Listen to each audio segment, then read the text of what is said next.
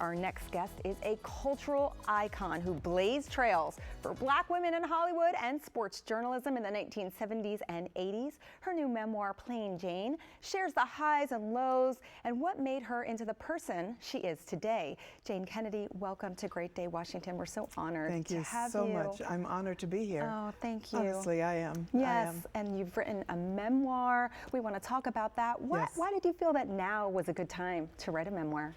Actually, I've been writing this for 25 years. So, okay. you know, it's like when I first started, people kept telling me, you need to write a book, because I've had so many life experiences and so many that would be helpful. And I have helped a lot of people along the way. But it was important for me to know where I was going to end, and I didn't know that. So it took a lot of time. And I would live a little, write a little, live a little, write a little.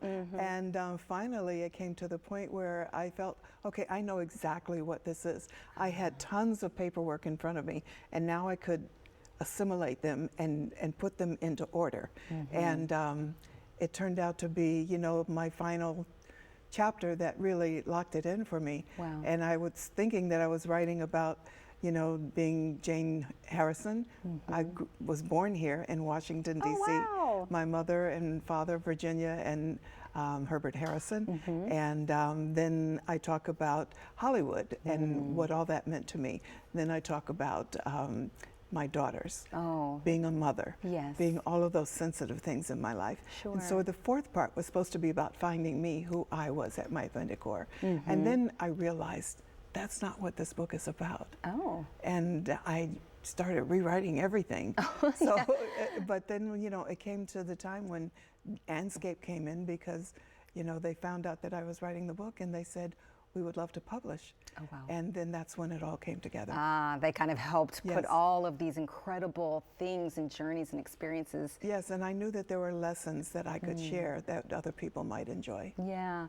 Can you share some of those lessons? We want people to read the book, but you share a lot of your, as you said, the highs and the lows. I know you're very candid in this book. You're Miss Ohio. You wrote a little bit about that. That is wonderful. Can you share some of those highs? The highest would probably, one of the highest would be first meeting Muhammad Ali.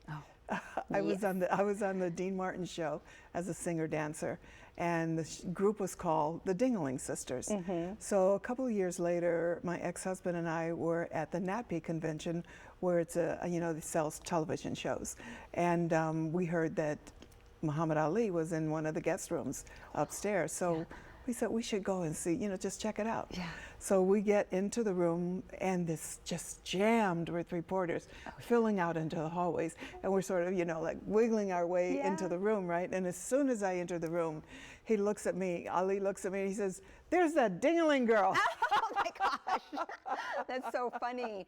And then we became great friends after that. Man. So that's one of the highs. Yeah, of course. And then he invited us to the Thriller in Manila. Oh, I love that. Can't get better than that. Oh gosh, I'm Filipino, and I love that. That's how I think of him. I love that. I love that. Okay, wonderful. Great story. I know there's many more in the book. Many more. You also write about some of the challenges you faced in your career, and you have just blazed trails for everybody. And speaking of the NFL and how hard it was to break in at that time.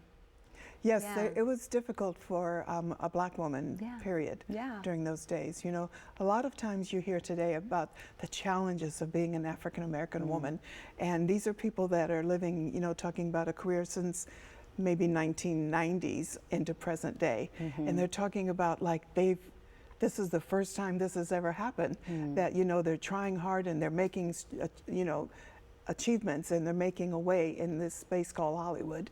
And I said, you have no idea how hard it really was. You have an opportunity to have shows, movies that you do in 1 year. In the 70s, you were blessed if you could get one movie, one show, and then have to wait 2 years, 3 years for another opportunity.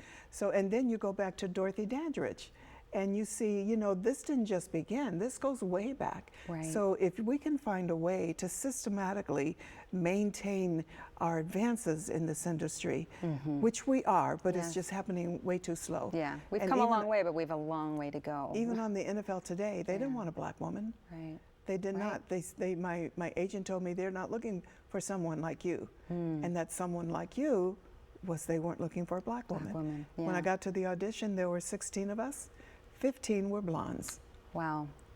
They were not looking for you. They were not looking for me. But yet you persevered. I always did. You always did. Thank you so very much for being here. Thank you so very much you. for being here.